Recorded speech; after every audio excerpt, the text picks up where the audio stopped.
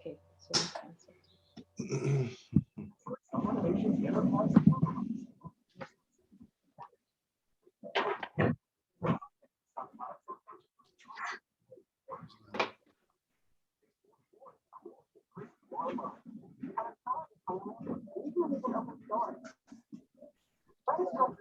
financial freedom for all of life's moments. We've been helping over 12,000 customers create the future they want, and we're ready to open the doors for you.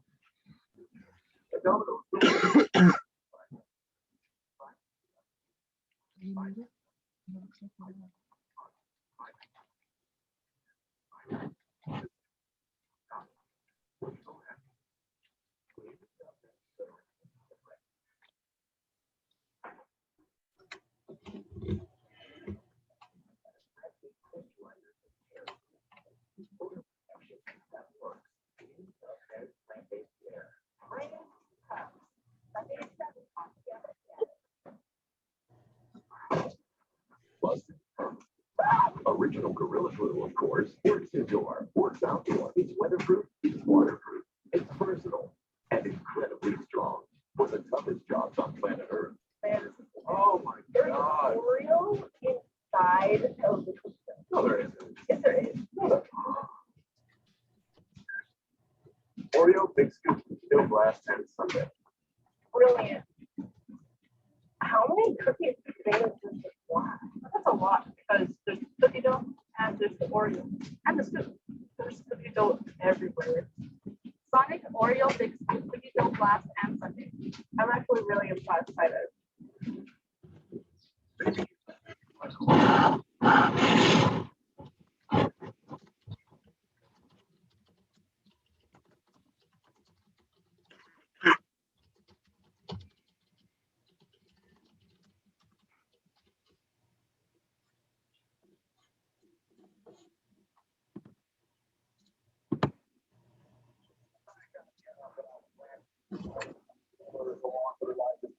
But we talked a lot about all these rookie quarterbacks. No one is perfect. They all have flaws. But why get the biggest success for each of them starting with Zach Wilson back? Yeah, agree. Zach Wilson's biggest flaw. The risky throws. But he's well paid to use them. I call it the YOLO ball. He throws it. He expects the guy to go make a play on it. That worked. It's built for Carolina. I don't know if that works against Alabama. I don't know if it works against the Patriots. It might be Dolphins either. But that's the area of his game. You hope it translates, but it is the biggest question right now. Moving forward, you know I love Justin Fields. Every quarterback has something they have to improve. What I want Justin Fields is the mechanics. The ball has things to get on top of the hand. What that means, the ball gets underneath the hand, gets spin. The nose of the football is pointing down too much. Now that's fixable. We can clean that up, but it is something that affects accuracy. Everything else has to be perfect. If your arm and kidneys aren't great. So if I'm in quarterback coach, this is what we work on right away. And believe it or not, has a ball 4-2 in his game, 5 interceptions in his last 6 games. Turnovers are the flaw here. We saw it in the college playoff against Ohio State. You saw the clip there. He was trying to make too much happen, holding on to the ball in the pocket. We saw some fumbles. So Trevor Lawrence, sometimes underneath coverage is a little bit of a problem. He's got to see it a little bit better, cut down on some of the turnovers that we did see in college football. Correct. He has strengths. Good morning. I am Kat Rook. I am here as your monitor, and I will be introducing our hosts for our presentation. And it is my pleasure to introduce Marilyn Thayer. I'm sorry, ladies first, absolutely. Though retired from her position as the director for the TRIO SSS Advancement Center at Colorado State University, Marilyn continues to remain a longtime supporter of TRIO. As an educator at heart, she has demonstrated her lifelong commitment to provide educational opportunities for students from underrepresented backgrounds and community-based, as well as campus-based programs. For more than 20 years, she provided leadership in creating and implementing a community-based center, providing a broad range of holistic and diverse services to students and families in North Fort Collins. Subsequently, she serves as director of the Academic Advancement Center Student Support Services at Colorado University. At the university, she serves on various university-wide committees addressing initiatives supporting the retention, academic success, and graduation of TRIO and TRIO eligible students. Welcome. We also have Dr. Paul Thayer. Now, he has worked on access, student success, and equity issues at Colorado State University since 1979, having served as director of the Center for Education Access and Outreach, director of undergraduate student retention, executive director of the Center for Advising and Student Achievement, associate vice president for student success, and special advisor to the provost. He has had major responsibility for the university's student success initiatives, which led to exceptional increase in student attainment outcomes. He was appointed by the governor of Colorado to the statewide P through 20 Educational Council and to the board of the Colorado Opportunity Scholarship Initiative. He has served in leadership roles for the Association of Special Programs in Region 8, Aspire, and the Council for Opportunity in Education, and was awarded the Art Quinn Award by Aspire and the Walter O. Mason Award by COE. Welcome. Thank you. Thank you so much. It is absolutely wonderful to be with you. I'm going to share screen with any luck.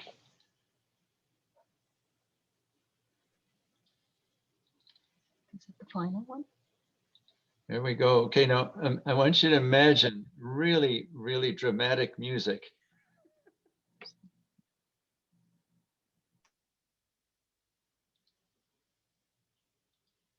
And here we go. We're going to be talking about, I'm just admitting people here. Hang on, please. There's a couple more. So we're going to be talking about the power of narrative. And if you wonder what that is, it is nothing more than storytelling. It is absolutely wonderful to be with you. You know, when we knew the conference was originally going to be in South Dakota, we had made plans to be there. So we literally we're going to be there in person with you all. And that was our plan. Well, of course, with COVID, we still get to be with you, but not in person. I want to really thank the wonderful people that North Dakota and South Dakota have in leadership, always, always. And especially Lacey and Kat and the conference committee. Boy, what wonderful people you have there. And I want to thank too the regional leaders that you have representing you. And that includes Rachel and includes Kara and others. But in any case, thanks so much for being with you and welcome. Marilyn? Yes, I want to extend my welcome too. And it's great to see some familiar faces and some faces that we don't know. And it'll be our pleasure to get to know you in our session.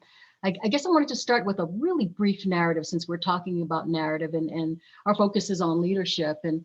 And we talk about how important the skill of self-awareness is when leaders really have to be effective. And well, my aha moment was talking to Paul yesterday when we were getting ready for our sessions with you this morning. And the aha moment was when we looked at the schedule, we said, okay, we're on at 10:30.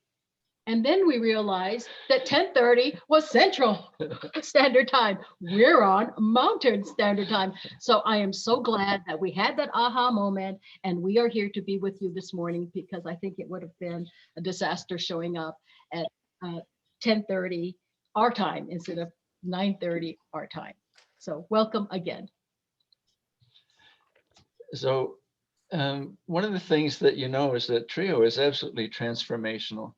And this really was what it did for us, because here at Marilyn and I, when we were involved in TRIO, and you know, some of you didn't know us then, so we thought we would just let you know what it was like when we were there. Of course, you know, the unfortunate thing is even though TRIO can give you superpowers, it just doesn't last. And so this is us now. Pretty disappointing, huh? Well, you know, we had a plan, and as you know, plans don't always go as expected. We thought we were going to have the ability to do breakout rooms this morning. and have you talk with each other.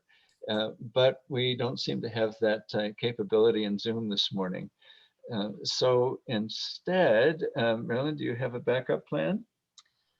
Well, I think we're going to use the chat room like Jared did. And then I think obstacles create growth and creativity. Yes, instead of panic. Yeah, good, yes, yes. good. And when we try to look up and down. And so this is what I think we're going to do is instead of pairing up with another person in our group, we're going to ask you to just take just a few minutes, maybe just a few seconds to jot down what ideas come to mind for you when you hear the word leadership, and then we'll share from there.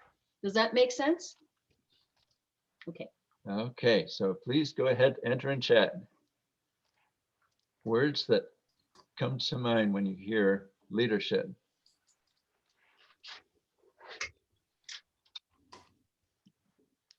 Confidence.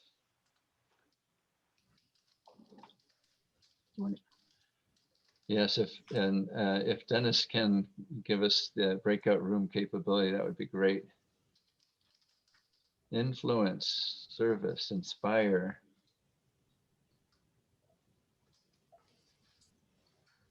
Facilitating growth, support, guidance.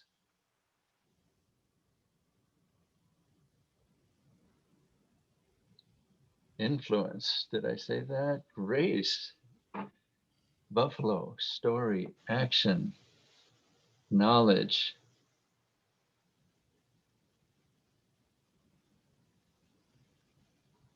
Terrific. Couple more.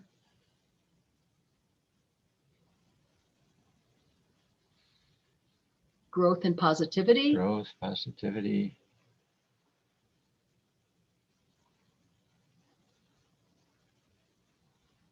Expertise.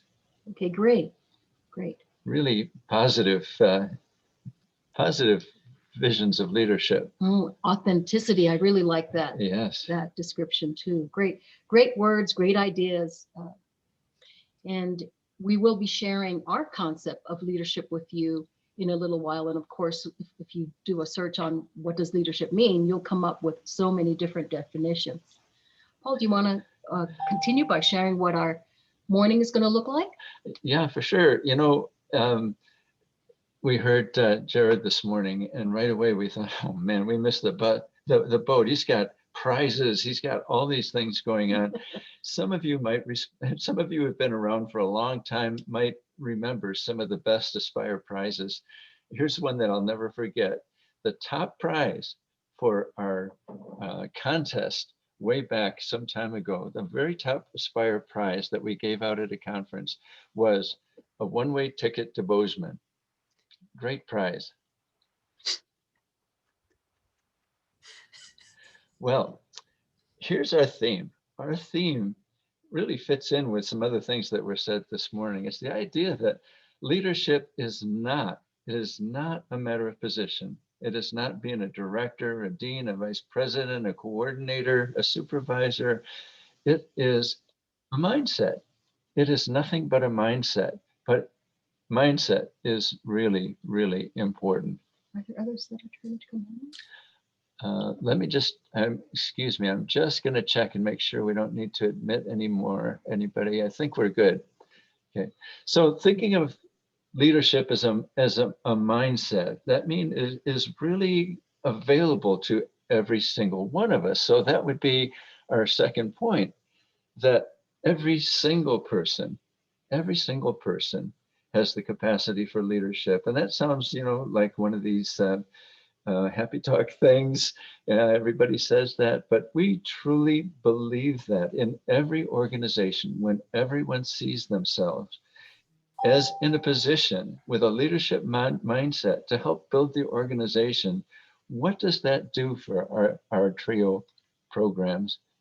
And a third part of this is that suggests active engagement. It puts us in the position of actor rather than audience.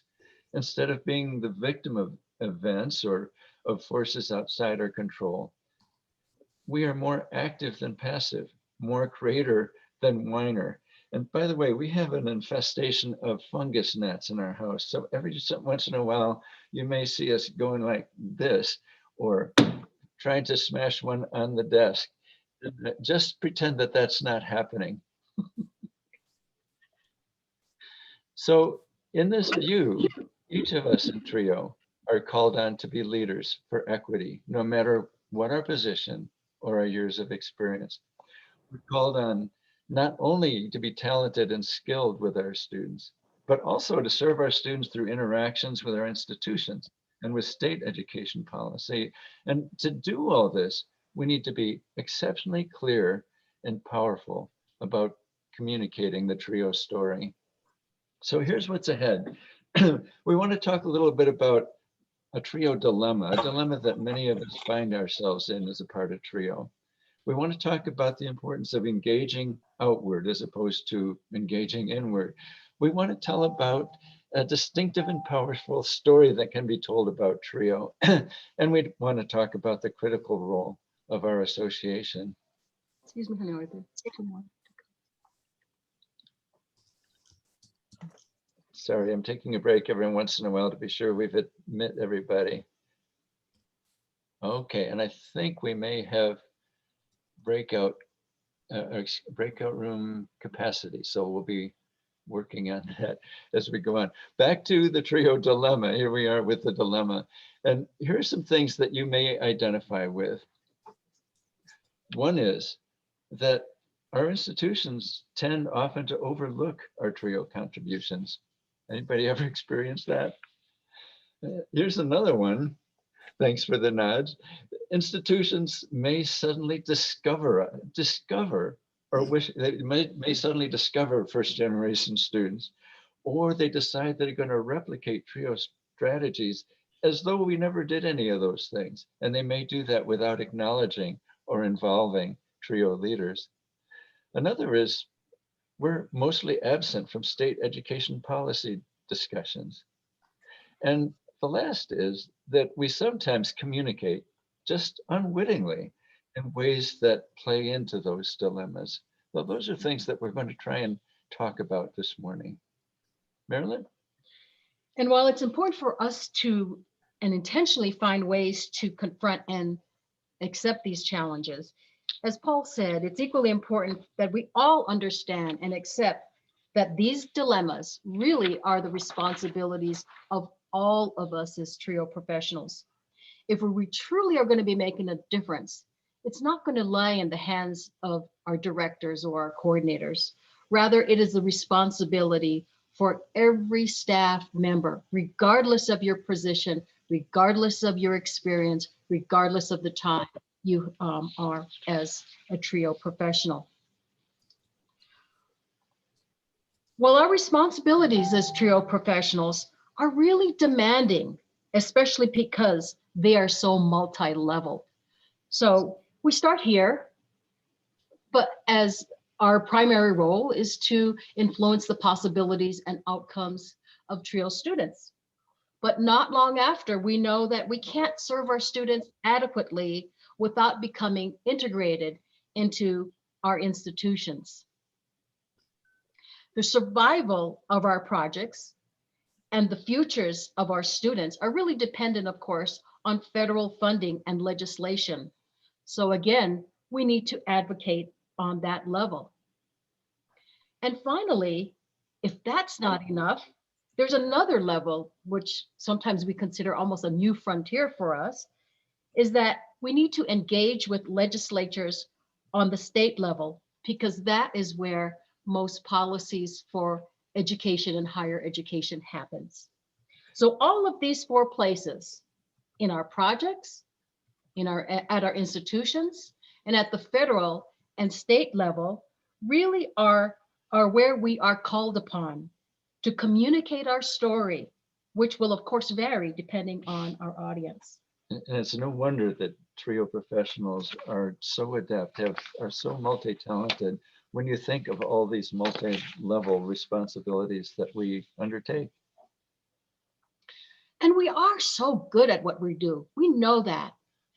And yet, there are many pressures that really put us in a position where we live too much. We become so comfortable and we tend to really be what we call inward facing. We really become just part of exclusively the trio world, as so we call. So we seem to be so stuck there. And these pressures absolutely are understandable. We know how demanding the Department of Education is, and how we need to manage our grants with all the responsibilities that we have. But we also know that being inward facing comes at not only a benefit, but there's also a cost to this. First of all, one of the good benefits is that we are autonomous. We are invisible. We are that program, that federally funded grant program that oftentimes does not get a lot of recognition from our institution. But is this what we really want? When we become invisible, our students become invisible. So there is that sense of loss. What is that loss that happens? Is that we become irrelevant. And that doesn't serve our students or us very well. If we're really going to be effective in serving our students, we really need to be relevant. So what is the other more productive approach? Is to become outward facing.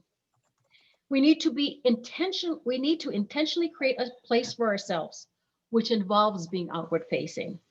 Well, what does this approach mean? Outward facing involves developing and collaborating with our partnerships and recognizing the importance of the connections between different issues, other programs, and departments to change the institution. Well, during my time with TRIO SSS at CSU, we transformed our program and we made it a priority for us to become more relevant and more visible. So this involves serving on critical committees, to have the forum, to repeatedly demonstrate that our activities, what we were doing, was having a positive and really a significant impact at CSU. We had to be a part of the discussions that were that involved creating policies and programs that impacted TRIO students and TRIO-like students. And we also had to demonstrate that our goals were in alignment with the institutional strategic plans and goals. And finally, it really means that we had to help our institution understand that our success, when we were able to achieve our retention and graduation objectives, really meant it was their success in closing the achievement gaps at CSU. Well, what do we have to lose when we are outward facing? Well, we lose our autonomy and invisibility. But isn't this what we always complain about? What are the benefits? The benefits are we gain visibility, relevance, oftentimes more resources for our program as well as our students. And we have the opportunity to have institutional influence. Others were really starting to pay attention to our SSS program and the impact that we were having at CSU. So in order to gain more space, because this idea of being relevant is the idea of creating more space for ourselves in the institution. And so a first and necessary step is to improve our sense of who we are. And that involves stories, storytelling, a narrative. You know, I come from a whole family of storytellers. Between our two sides of my family, we always like to hear from my dad's side, because that was my mom's family was kind of respectable. My dad's family, not at all. So we loved hearing about the Thayer brothers who were hung for horse thievery in Buffalo. And those were really fascinating to us. But how much do we learn about ourselves and what people think about us when we think about stories? I want to tell 3 different stories, quick ones. First one's going to be an organizational story, and it's going to be a story about a big, well-known company, the 3M company. And back some years ago, 3M, which is a company that exists to make things stick. It's a company about adhesives. That's all that they do. They make things stick really permanently. It was for that reason that I remember, you may not remember, but back in the days of reel-to-reel tape recordings, yeah, I had a 3M tape. And I thought, why does 3M make tape? Magnetic tape. Well, it's because they're so good at sticking the magnetic stuff to the plastic and so that it doesn't come off. And so that's what they do. They make things that stick. So when somebody in the company all of a sudden had this idea for something that didn't stick very well, then nobody would pay attention. And this person tried over and over, try and get the attention for this brand new idea of something that didn't stick very well. But in a company where the whole value is making things stick and adhere to each other really permanently, nobody would pay attention. This went on for years. This could be a really long story, but I'll tell you that many years later, finally, this person got some purchase in the institution, got somebody to pay attention. And so 3M started making, you guessed it, sticky notes. And in the years since, 3M has made billions of dollars making sticky notes, making something that doesn't stick very well, something that you can stick to the refrigerator, but then you can pull it right off again. And my point in this is that that the narrative of what 3M's purpose was, their narrative of their point of being, limited their vision. It kept them from seeing other things, just as sometimes in the way we present ourselves in Trio can limit our ability to see other possibilities. So how we understand ourselves and present ourselves either limits or expands our opportunities, just as occurred at 3M. Here's a second story, another true story. I was on a plane and, this was a while ago, so you were probably picturing a big jet plane, but probably in those days, this was my plane. And I sat down. There's somebody sitting next to me, kind of respectable kind of person, and we introduced ourselves. And my gosh, it is Ray Gagosic, congressman from Colorado. And I suddenly realized I have got 3.5 hours right next, stuck to this guy who's our congressman to tell our Trio story. What an opportunity. So, of course, I began. He gave me the opening. He said, well, what do you do? And I told him I worked at Colorado State University. And I start talking about, that I worked with a grant program and we worked with disadvantaged kids and out in the communities. And as I started telling the story, it didn't take long for me to see his eyes kind of go blank. And then he was just being polite. And then pretty soon he said, well, that's nice. And he went back to working on his stuff.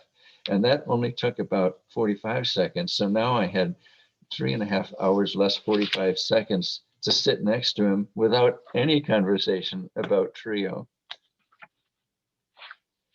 Third story I want to tell you about, and this is another true story. And it's another story about me. In this case, it's about me in our early days of Trio. I was an Upward Bound director. That's how I came into Trio. And so we were great. We were invisible, as Marilyn was describing. We were absolutely invisible on the campus. And that was wonderful because we could do just about anything we wanted. We dressed the way we wanted to. We talked the way we wanted to. All that mattered to us is doing right by our students. So we were absolutely dedicated to our students. But then our students started graduating from high school. And when they graduated from high school, it was obvious that all the resources that they were going to need to be successful, we were not enough. We were enough to kind of get them to the point where they'd gotten to, but they needed things like financial aid. So I said to our staff, to all our Upward Bound counselors, go make an appointment up at financial aid and work out the financial aid packages for our students. And a couple of weeks went by and I checked in with our staff and I said, well, how's it going there with financial aid? And each of them said, well, we haven't seen financial aid. Why not? I said, well, the financial aid director said, you know, we could just make an appointment like anybody else. And the appointments are out about 4 weeks. So we haven't been able to see anybody. So we've been kind of locked out of that, out of the loop in terms of our students' financial aid possibilities. So, you know, we are nothing if not resourceful, right, in TRIO. And so one of the things I noticed about our financial aid director, who is a former military, retired military, is every day at the exact same time, he would go up to the restroom with a toothbrush. And so I made it my business to be there in that restroom every day when he would arrive there with his toothbrush. And as he was taking care of his teeth and other necessary things and stuck next to me in a cubicle, I negotiated our financial aid packages for our students. It worked great. But here's the thing about this story. It's a story about, on the one hand, how we saw ourselves as invisible, autonomous, able to do what we wanted to, and we're happy, reveling in that possibility. But the other part of this story was how others saw us. And the financial aid director, and consequently his staff, began to see us as barely students. We had no privileged access to financial aid. We had no access to getting the resources that we needed. So my point in all this is that a really key aspect of leadership is the articulation of identity and purpose.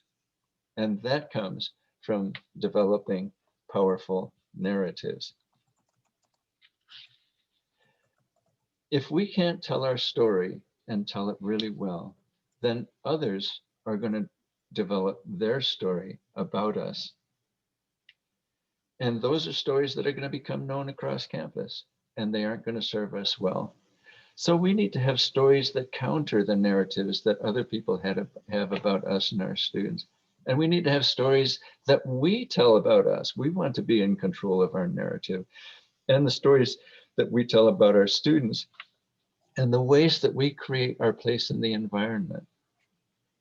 Now, there are two things that we think are important in developing the narrative. One is distinctiveness, and the other is power. In terms of distinctiveness, that's what I didn't do on the plane with the congressman.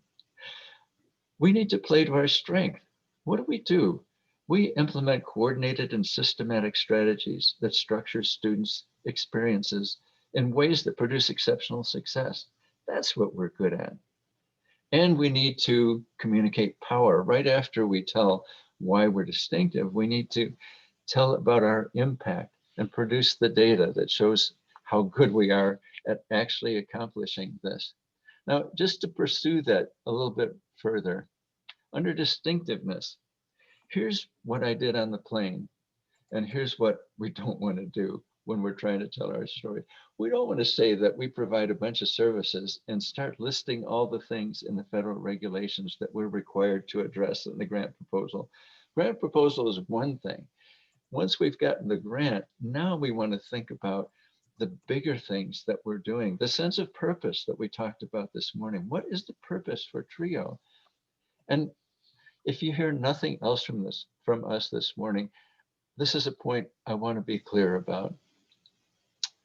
The important thing that we do is to design a system of coordinated activities and services that structure students' experiences in ways that produce high levels of student success. If we say we've got a menu of things that students can do, then the institution doesn't necessarily need us. We might do the best job of tutoring of anybody in the world, but if the institution sees us as a tutoring program, they can do a tutoring program. What we do so well is to understand our students' needs in such a way that we create tutoring that is responsive to our students and their experiences. We know first generation low-income students' experiences. So we create specialized activities and we coordinate them tutoring is part of something beyond that. It's part of the advising system. It's a part of the ways that we guide students in their registration. It's ways that we guide them towards connecting with important resources at the institution. So we create a structure for students' experience that produce high levels of student success. And here's something else I want to be clear about. It is possible that there's a student who might be in our program, let's say student sports services, and all they need from us is 3 hours of tutoring in chemistry, and all of a sudden that does something good for their chemistry course. And that's a good thing.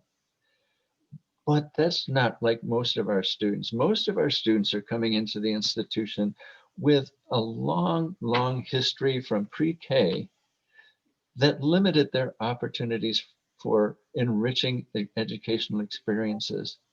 And if those are the students that we're wanting to see, and if those are the students that we most want to help be successful, we've got to structure their experience so that from the very beginning time, they have a structure for success. That's what TRIO does. It is a system. It's not just a list of services. The last thing is power.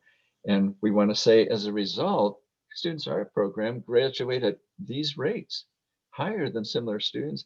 And in the process, we actually improve our institution's graduation rate. So again, my point is that narratives are powerful. And we need to develop our narrative in ways that are going to create more space for us and our students at the institution.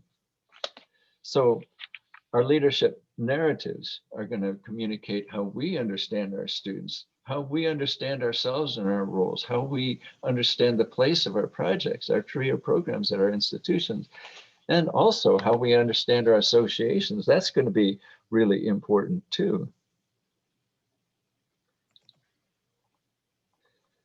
All these things are connected, and we are the ones who create these narratives.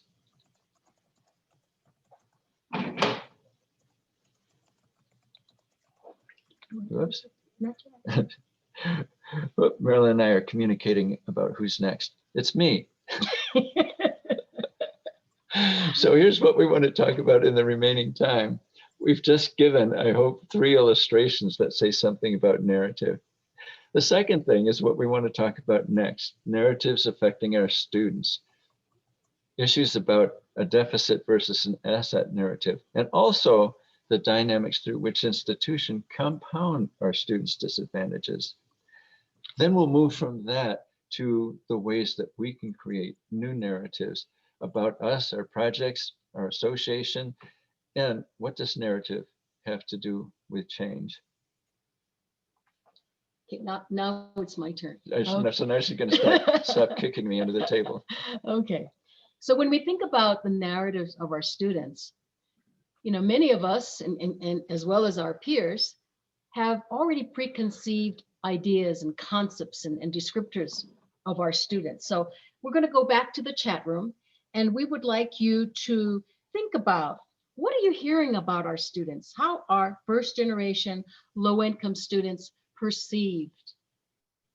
And we're going to ask you to go ahead and quickly type some of those words or phrases or descriptors in our chat box. Just to brainstorm, quick words. What do you hear from people on the campus about our first generation low-income students? Disadvantaged?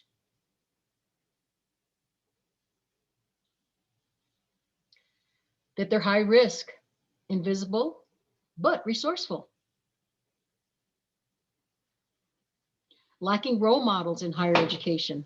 Many of our students come with not many people around them that went to sometimes not even high school, graduated from high school. Gritty, I like that word, gritty. They may be high risk, but they also show a lot of resilience and grit. Maybe a couple more.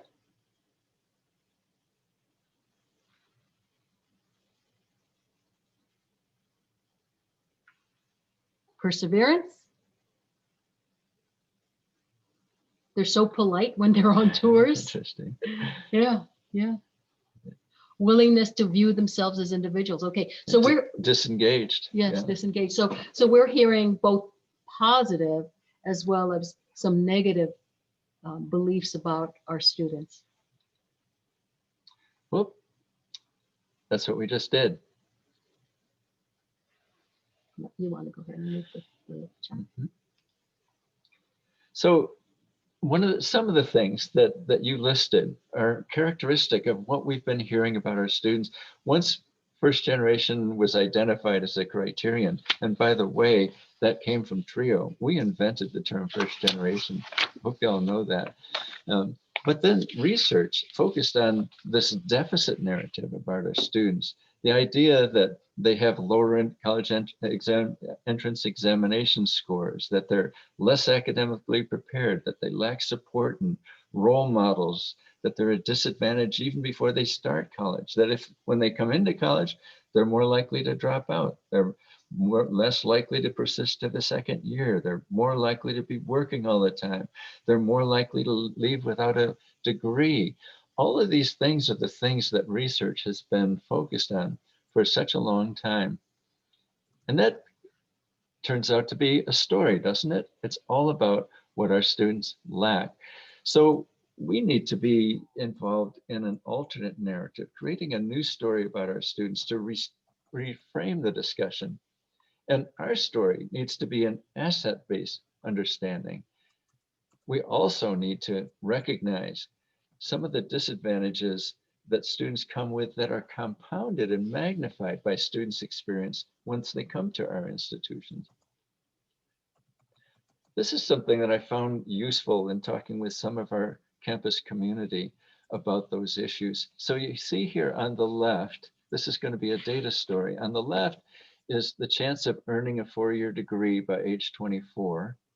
And we're going to look at that by SAT score. Now you're hearing from one of the most cynical people about SAT, but ignore that for a bit and imagine that it has anything to do with achievement levels. So we're going to look at chance of a degree by SAT score, and then we're going to look at it for students in the top income quartile and students in the bottom income quartile, our students, right? So if we look at the lowest SAT score range, what we see is this ghastly gap between students at the highest income quartile and students at the lowest income quartile. I mean, that is a chasm. But we might say, oh, that's just a function of the lowest lowest level of SAT scores. So let's look at the next one. Oh my gosh, at a higher level, it's even greater, 50 percentage point gap. It is absolutely astounding. And as we go up to even the very highest level of SAT score, there is an unbelievable chasm between students in the bottom income quartile and top income quartile. And so what do we make of that? How do we talk with our colleagues about that? What it shows to us is that ability turns out to be a relatively minor factor behind the graduation outcome divide. Because if you compare college students with the same standardized test scores who come from different family income backgrounds, you find that their educational outcomes reflect parents' income and not their test scores. So what we're wanting to do is to reframe the first generation narrative, first by articulating our students' assets, and secondly, illuminating the dynamics at our institutions that compound our students' disadvantage. So in the next little bit, well, it's not a little bit, it's the next 18 minutes, I want to talk about research-based findings that help us to tell the story about our students. And I want to talk about their assets from research in 3 dimensions: self-authorship, persistence, and inclination to societal contribution. Now, these are things that we perceive in our students because we're around them and know them so well. We see them all the time. But it's interesting to have a research basis behind this and to be able to say, not only do we perceive this, but research demonstrates it to be true as well. So first is self-authorship. while continuing generation students are so often following the story that was written for them by family who came before them, first generation students are writing their own story. I wanted to interrupt just a bit, Paul, Please. because when I worked with our students in the SSS program, when our first gen students realize that they have the power of creating their own story, of really deciding where they want to go in their future, it was very, very empowering, very, very freeing for them. Then another term that was in some of the chat is this idea of resilience. And research shows, sure enough, that students score higher in every measure of self-esteem, spirituality, high expectations of self, social competence, problem solving, critical consciousness, autonomy, sense of purpose. Our students, in spite of everything, are highly, highly dedicated and resilient. And a third, inclination to societal contribution. They're not doing this just for themselves. They're doing this to influence the world, to make a difference for their students, for other students and communities like their own, as well as their siblings. We often hear that our students say, I want to graduate because I am doing this for my younger siblings. I want to be that role model. It's for my community. Mm-hmm. I want to turn from that into what I'm calling dynamics through which initial disadvantage may be compounded and magnified through institutional experience. And I hope you'll stay with me on this, because I'm gonna cite 6 different studies that are all research-based that tell us one of the reasons that even our most capable students sometimes underperform compared to what we know them to be capable of. What's accounting for that? So I want to focus on stories that we tell about our students, stories our institutions tell about our students, and stories our students carry inside of them that are reinforced by institutional cues. And I want to try and demonstrate the incredible power of narrative, internal or external, to influence either negatively or positively performance and success. So I want to begin with the language we use. And what I want to talk about is this language of deficit. And there's a study that was done by somebody named Castro. And he looked at this whole series of programs that were designed to increase opportunities in science and math for minoritized students. So these are people a lot like us, right? They're working on opportunity. And they did all these interviews, and then they did a critical analysis of the language that people use in talking about their students. And what they found is that people kind of like us who are working on opportunities for students use the language of deficit. That they tend to talk about their students being underprepared and at risk. And I want to confess that I've used this language in the past. I'm trying not to anymore, but I've used it in the past. And I use it because I hear it all around me. It's language that I know the campus understands. But it can be really damaging. A different perspective is offered by Ladson Billings, and they talk about education debt, the idea that our students are the beneficiary of literally centuries of underinvestment, discriminatory investment in educational opportunities for our students. And so when we talk about our students, and you can think of different students that you know, are they responsible for all the societal structures and educational systems that have given them less opportunity all the way up to the present? Clearly not. So we need to have language that reflects that. We need to have language that talks about the differential opportunities that our students have been afforded, not underpreparedness for which they are not responsible. So the language of deficit is all around our students. Clearly, it's not language we want to use. We want to have language that confronts that narrative of deficit for our students. A second thing, underperformance related to perceptions of the environment. This one is so fascinating to me. You may be familiar with an experiment that was done, a mixed group, males and females, really accomplished math students. And they come in and they take an assessment, both the males and the females together.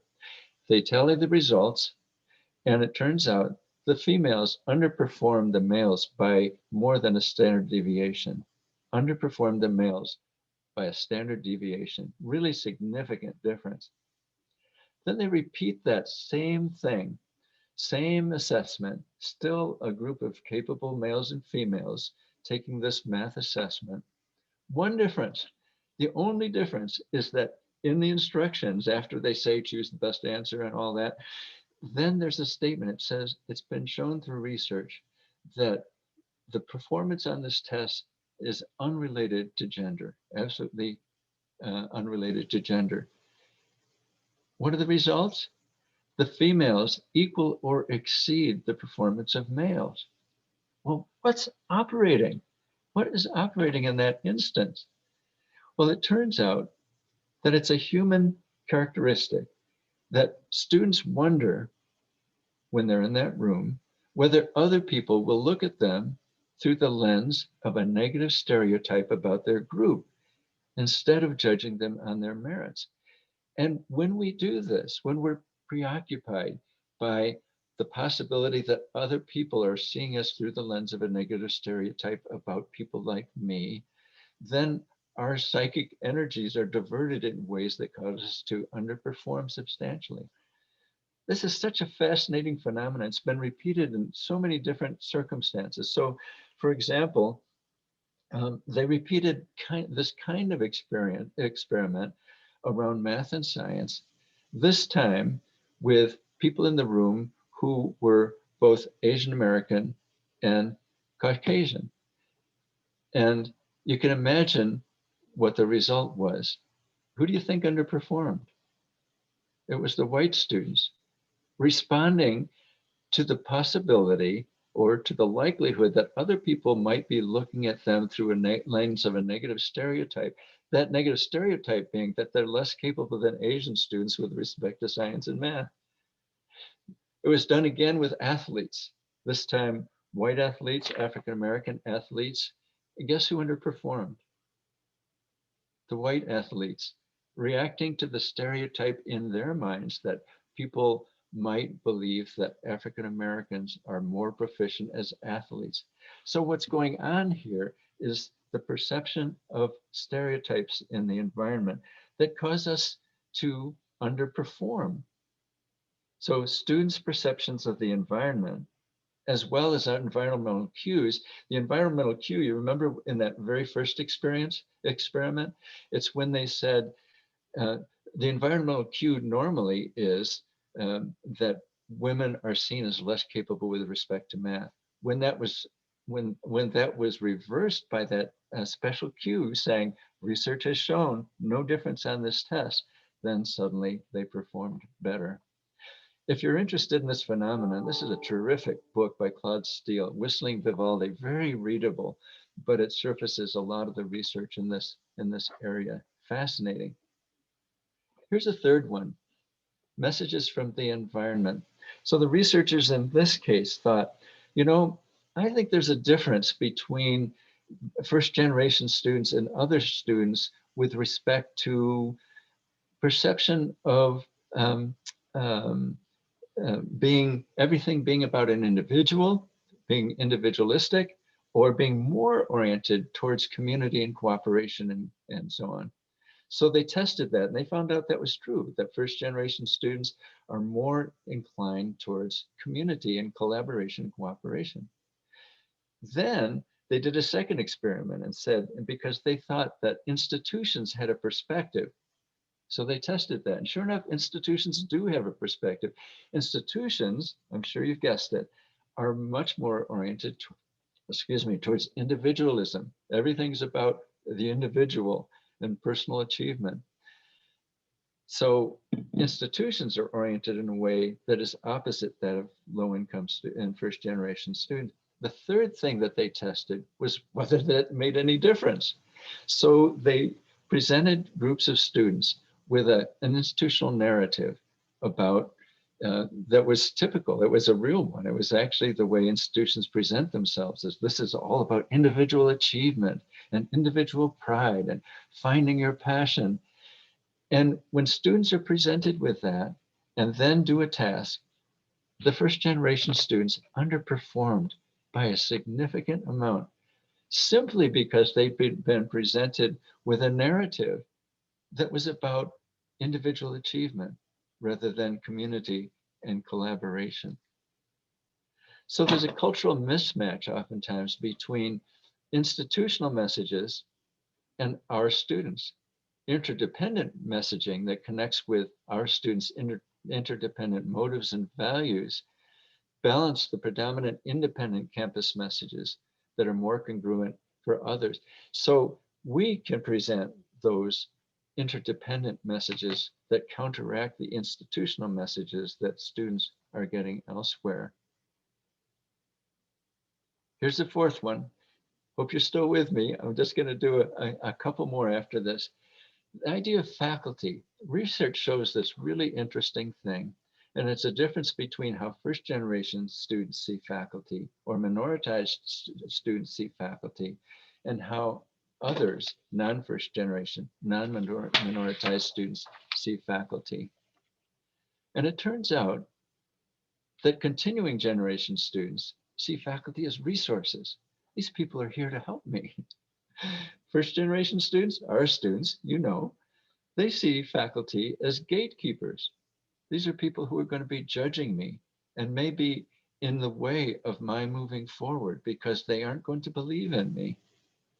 And so what can we do? Well, communication that we can create that decodes this and where we can help our students to change their perceptions and see faculty as resources rather than gatekeepers can be a great help to their success. Two more and then I'll stop this part.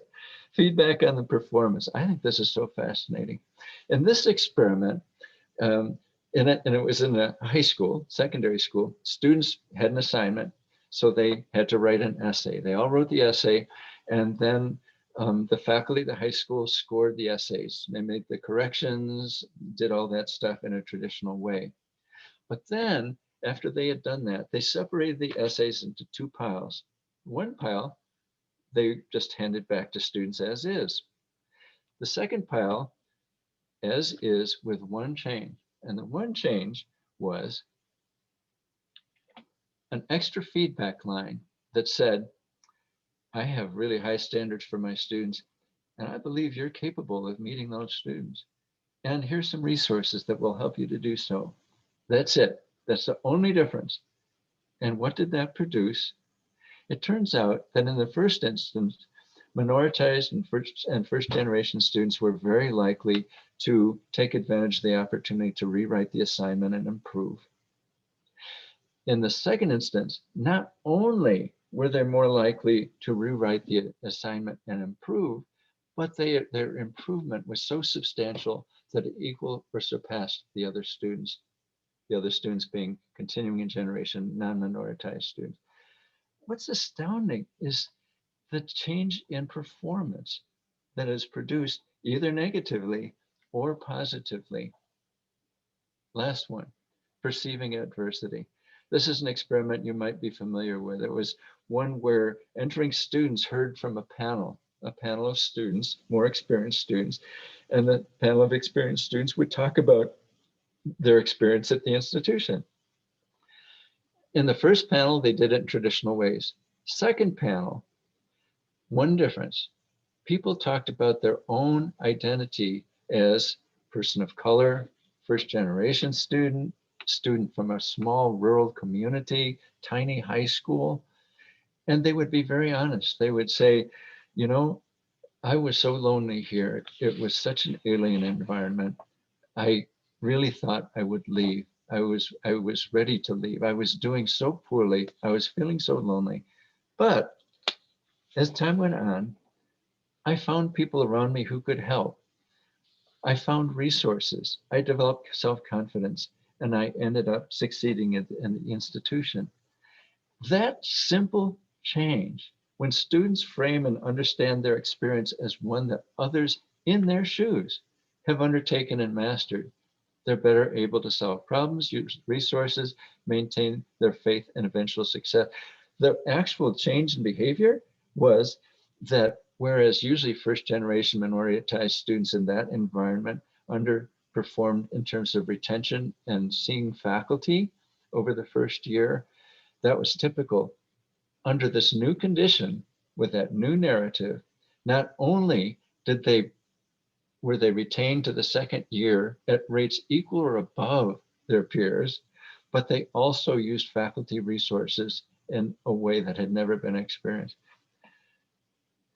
Performance changes in response to these narratives. I'm going to skip that one and just reemphasize what I hope has been apparent: the incredible power of narrative, internal or external, to influence negatively or positively performance and success. Narratives aren't just supportive or annoying. They have huge effects on what happens to students, how they do, how they feel about themselves, the effort that they will commit. Oh, there's a lot of information you just presented. Can we just pause? Do we have time to pause to get some feedback from our group to hear their reactions, their thoughts about what you just shared? Can we That just would be take a great. We can't do the groups, so we need to hear from you another way, through chat or through speaking. How about that? Speaking. Reactions? Challenges?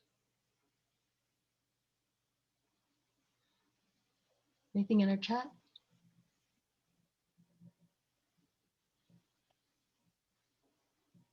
Hi, Okay. Paul, this Yes, is please. I have something. Yes. In regards to your feedback monitoring, motivating performance, I was looking at that and was wondering how we could get something like that changed in our early warning system, which is our starfish. So when students get a starfish flag, instead of just saying, "Hey, you've been flagged, you're not meeting your, you're not being successful," maybe somehow we can change the language to meet what you're saying, that we have high standards for our students, all students, whether they're TRIO or not. I mean, I think we should have that a blanket, and that here are the resources to help you to be successful. I mean, something along those lines, instead of just, you're having, we see you're having issues, and just leaving it at that.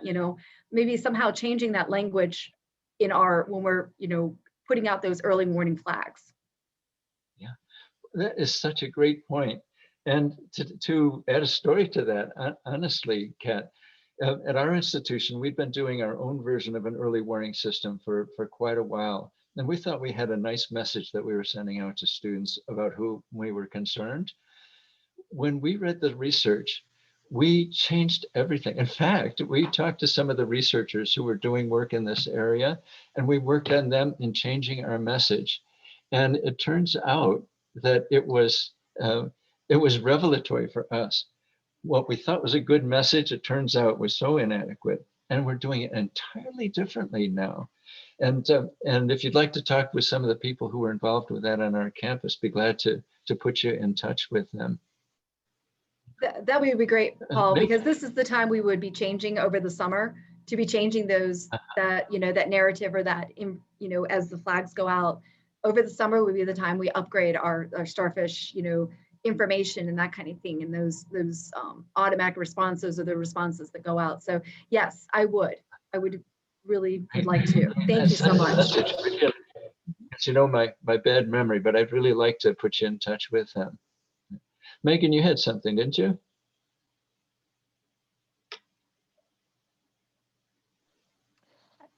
Yes, I did. Thank you. Hopefully you can hear me. Sometimes great.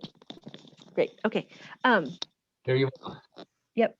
So one thing that I've been thinking about here at University of South Dakota, so I just, through my knowledge in different grant writing, I know a lot of not a lot, but several first generation faculty members. And they always visit with me and they're interested in saying, you know, I was first gen and even trio alum.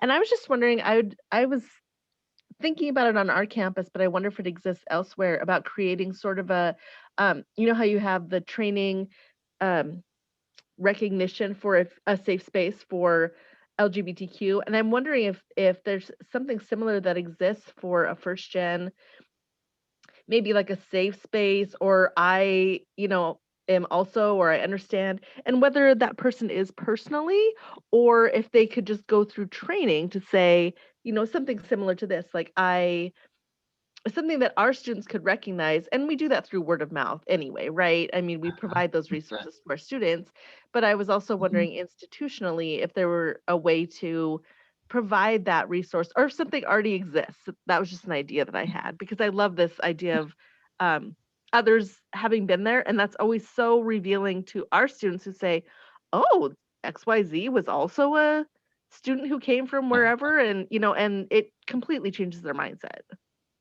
Yeah. Yeah, and I think one thing about CSU that we're very proud of is we want to be established as a first generation friendly kind of an institution. Couple things that we do there. We had a first generation faculty and staff committee. So ongoing, we would always be addressing some of these things, having programs and looking at how our first gen students were doing.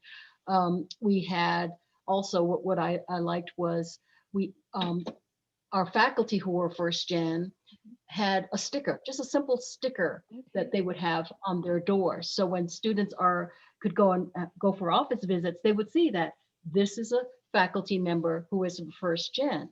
And I know we even had some faculty members who really took this seriously. And the very first day of their class, they would tell their students, I am a first generation graduate. So it takes away the stigma, the stereotype, sometimes the negative connotations of being first gen.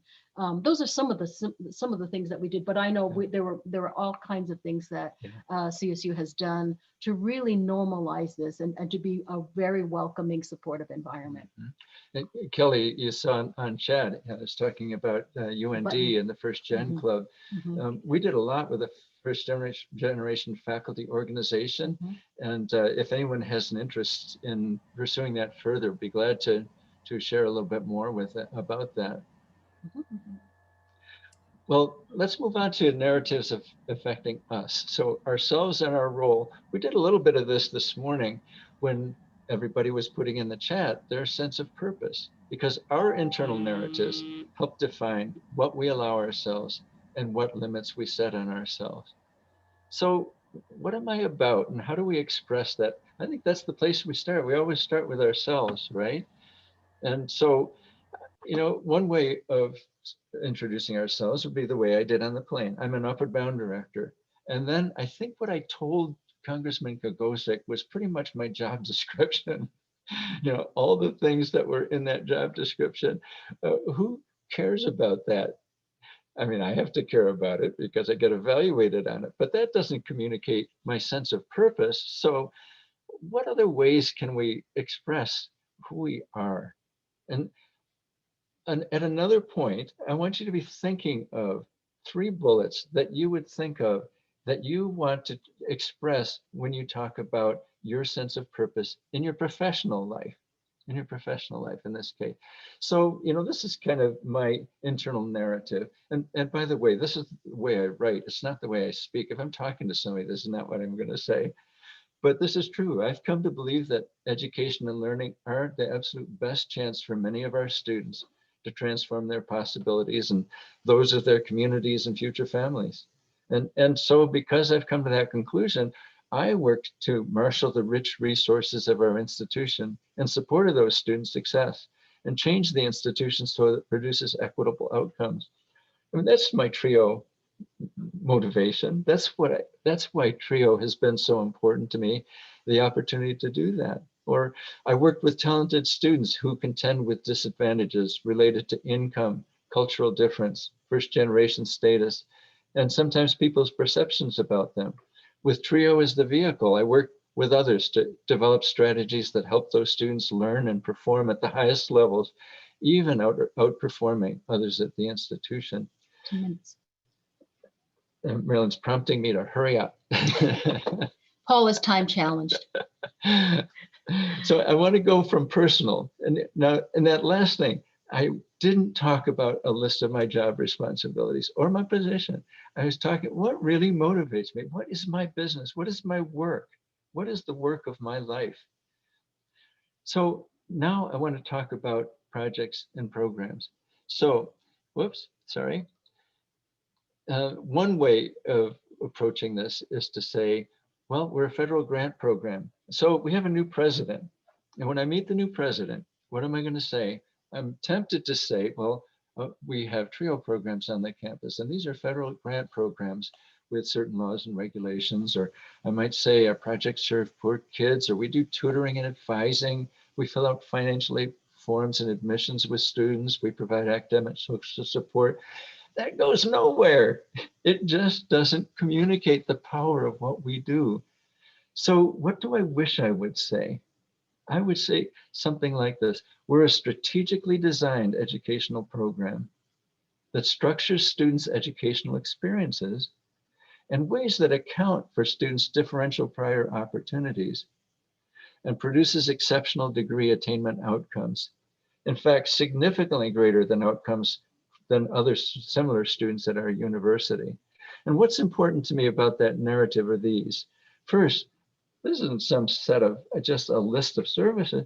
This is a strategically designed program.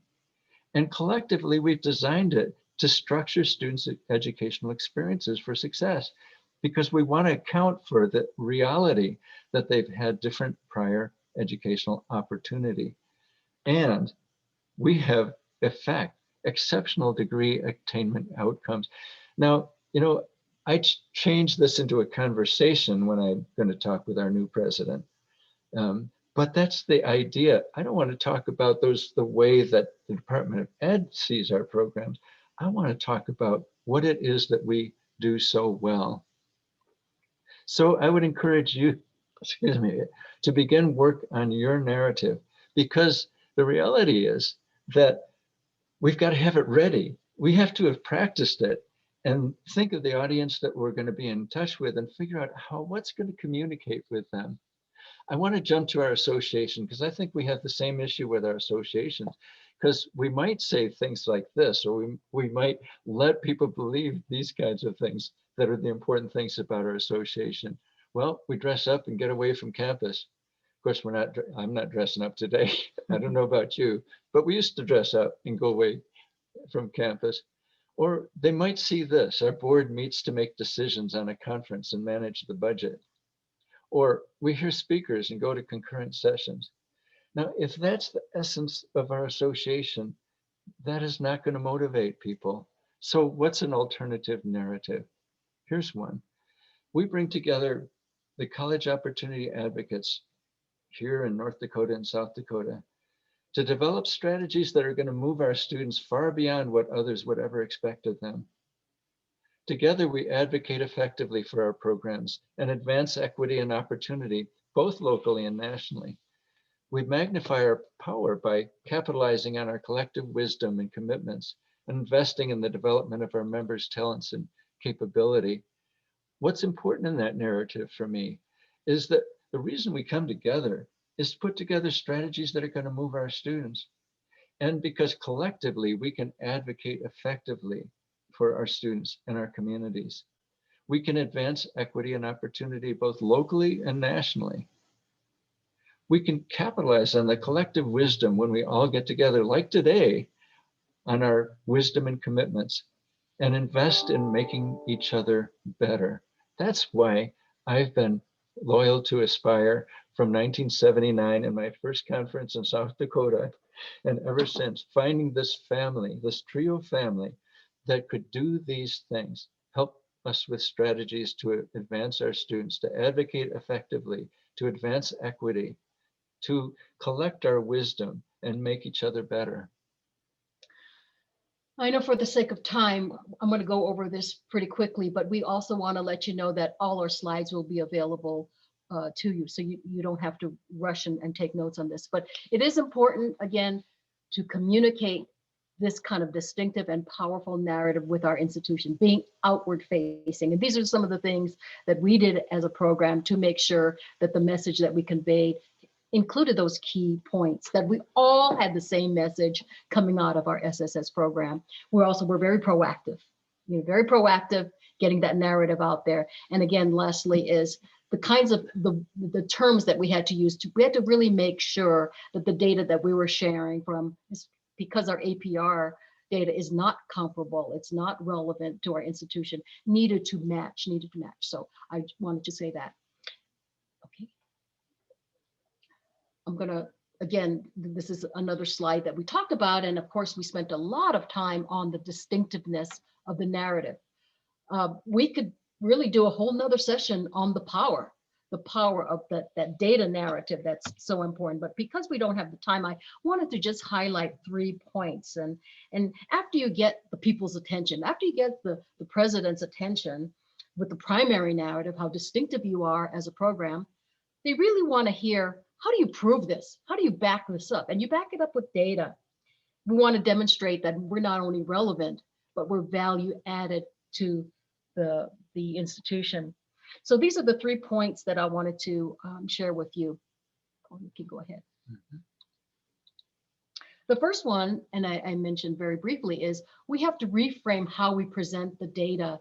This is a chart that Paul's going to show you that really represents some of the data, but it had to be really translated. We worked with our Office of Institutional Research. So when we compare how our AAC, how our SSS students were doing, as well as how SSS eligible students were doing and non-eligible students are doing, all of these numbers make sense. They were comparable because our APR data will not translate directly, and we really need to make sure that we're speaking the same language. We also wanted to create and communicate a narrative that really is a data story. And this is one way that we were able to do that, looking at the factor of persistence from the first year to the second year in terms of gap terms. As you can see, dramatic how some of the non-eligible, this is the first column there, is just all our students at CSU, how they were doing in terms of persistence compared to the CSU eligible. And then lastly, how we as an SSS program were having this impact. And thirdly, it's dramatizing what an important role our programs are playing at our institutions. And again, this is a chart that we unfortunately don't have the time to really explain, but what we did with these numbers was to really say that this is how SSS was having the impact at CSU in terms of addressing gap reduction. So our point is that leadership is the articulation of identity and purpose first. And to develop a powerful narrative is absolutely critical. We need to talk about why we exist, not what we do. We need to think about the times we've been supported or motivated in TRIO and Aspire. That'll help us develop the narrative and tell us what's important to us personally. We need to focus on what's compelling and distinctive about our project and our association. We need to focus on outcomes and, of course, think through the eyes and ears of our audience. I think we need to practice, repeat, and repeat some more. I keep working on this thing because you never know when you're going to be sitting next to Reika Gosek. I was at an event the other day with the president, with a new president, and I got to do my narrative. It doesn't look like the one I wrote. That was my writing narrative, not when I'm talking to somebody. But that practice is really important. Eduardo Galeano said that, scientists say that human beings are made of atoms, but a little bird told me that we are also made of stories.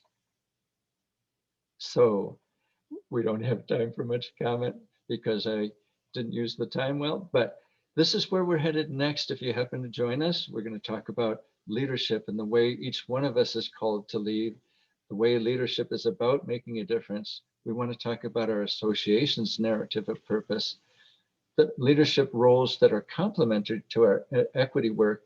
And when we are involved with leadership, it helps us back in our home project, recognizing all the many opportunities that we have to engage. So thank you very much. I'm sorry we weren't able to do the small groups, but appreciated those who were so expressive on the screen and kept us going throughout. You've been a wonderful audience. Thanks for your patience. Thank you. We hope it made some difference and there was some thing that you grabbed onto that you want to use in your projects. And we've included our contact information because I know we ran out of time. If there's any questions, anything that you may want to discuss with us or concerns that you have, we'd be happy to connect with you. Thank you. Enjoy the rest of the conference. Hope to see you soon. Take care. Thank you.